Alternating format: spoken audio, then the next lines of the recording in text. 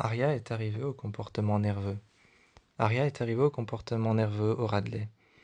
Au Radley, elle est arrivée et elle a regardé partout autour d'elle. Elle a regardé partout autour d'elle. Elle a regardé partout autour d'elle quand elle s'est arrêtée au bar. Quand elle s'est arrêtée au bar, elle regardait un petit peu partout autour d'elle. Elle a demandé alors elle a demandé alors une simple boisson, un Vesper. On lui a servi un simple Vesper avec une tranche de citron, rien de plus. De l'eau gazeuse qui avait été mise à l'intérieur, de la glace pilée, une tranche, une tranche de citron et une feuille de menthe qui avait été mise dans le verre. Le serveur était en train de décorer le verre, mais elle, tout ce qui lui préoccupait, c'était de regarder autour d'elle. Elle avait l'impression d'être suivie. Alors un moment, alors que le serveur n'avait pas terminé de décorer le verre avec des feuilles de menthe, alors que le serveur n'avait pas fini de décorer alors que le serveur n'avait pas fini de décorer le verre avec des feuilles de menthe, et n'avait même pas fini de mettre la tranche de citron, elle a pris son verre, elle l'a bu sur le chemin, et elle est partie, redéposant son verre de l'autre côté du bar. Ashley l'a surprise et lui a dit: Qu'est-ce qui se passe? Tu veux que j'appelle Anna, que j'appelle Emily, que j'appelle tes copines? Elles se sont assises à une table, et Ashley lui a parlé, en lui disant: Tu veux rester ici une nuit ou deux? Aria a commencé à regarder partout autour d'elle. Elle s'est excusée, elle est partie. Elle est allée voir alors Elle est allée voir, elle est allée voir Ashley. Un petit peu plus loin, elle est allée voir Ashley, elle s'est excusée. Elle lui a dit de venir avec elle à une table. Quand elle est allée voir Ashley près du bar, qui attendait que des clients importants arrivent, elle attendait que des clients importants arrivent, malgré qu'elle soit déjà allée à une table avec Aria.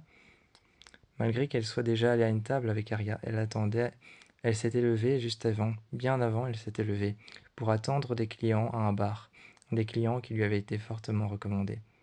Une femme est arrivée avec un veston rouge, et une autre femme est arrivée avec une robe noire avec au niveau de son cou une traînée en dentelle noire. Cette femme avec une traînée en dentelle noire, avec des gants noirs, avec une robe qui, avec une robe qui parfaitement moulait sa silhouette. Elle était en train de la regarder et pensait que c'était peut-être la mariée noire. La jeune femme qui avait un impair rouge et qui ne le portait pas comme l'impair rouge, elle pensait que c'était peut-être l'impair rouge. Cette femme qui portait un simple manteau rouge. Mais cette femme était brune, elle n'était pas blonde comme l'impair rouge. Malgré ça, Aria avait toutes les raisons. Elle avait toutes les raisons d'être menacée, de se sentir menacée, de se sentir observée. Au Radley, alors qu'elle avait demandé un instant à discuter avec Ashley, Ashley est allée voir au bar et lui a dit une minute. Elle est restée avec son Vesper et avec son sac. Elle a appelé, elle a appelé Spencer et a appelé Emily. Elle a envoyé un SOS et elles sont arrivées tout de suite avec la voiture de Spencer. Spencer s'est garé sur le côté et lui a demandé qu'est-ce qui se passe. Quand Aria est montée dans sa chambre le soir et a expliqué la situation, qu'elle se sentait observée par l'impair rouge et par la mariée noire,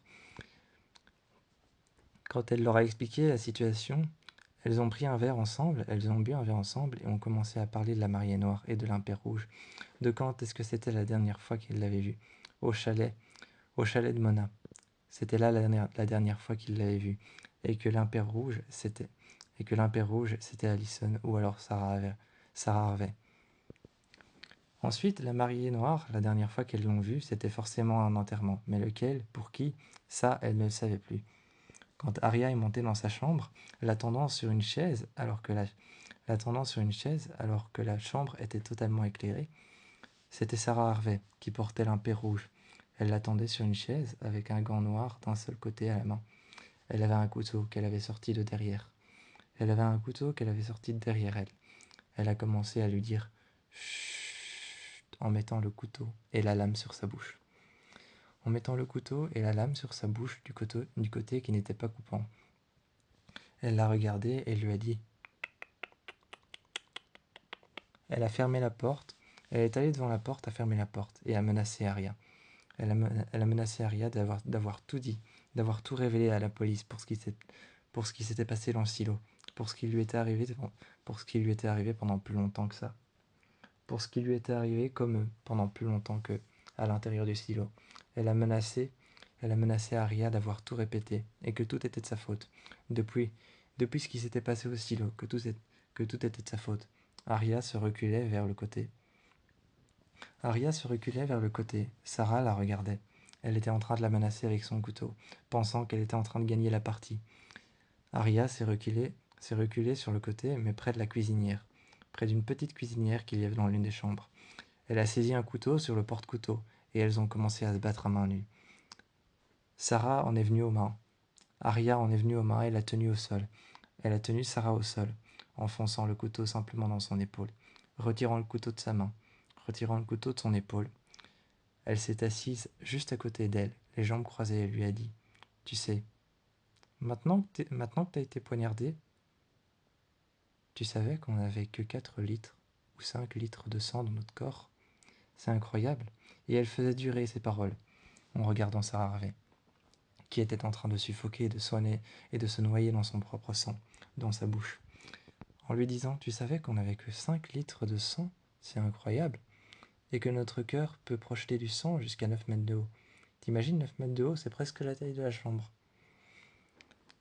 Elle l'a regardé et lui a dit, en lui murmurant à l'oreille, en se rapprochant tout près d'elle, « Maintenant, tu vas rester là.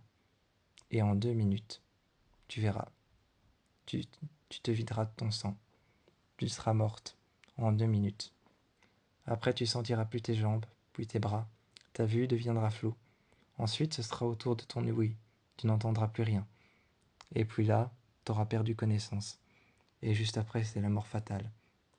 Je crois que ton cœur va commencer à s'attaquer à ton cerveau. » Elle a fermé la porte, a laissé le couteau comme preuve. Elle a laissé le couteau comme preuve, a arrangé la chambre comme suicide, et est partie. Elle a dit, en fait, non, c'est pas que je pense, c'est que j'en suis sûre qu'après c'est la mort fatale. Elle est sortie avec le couteau dans son sac.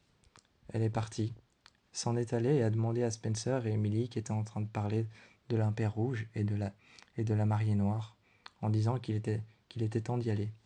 Elle avait l'air nerveuse et Spencer n'a pas demandé pourquoi, ni même Emily. Juste dans la voiture, une fois dans la voiture, elles ont démarré, en lui demandant ce qu'elle avait découvert.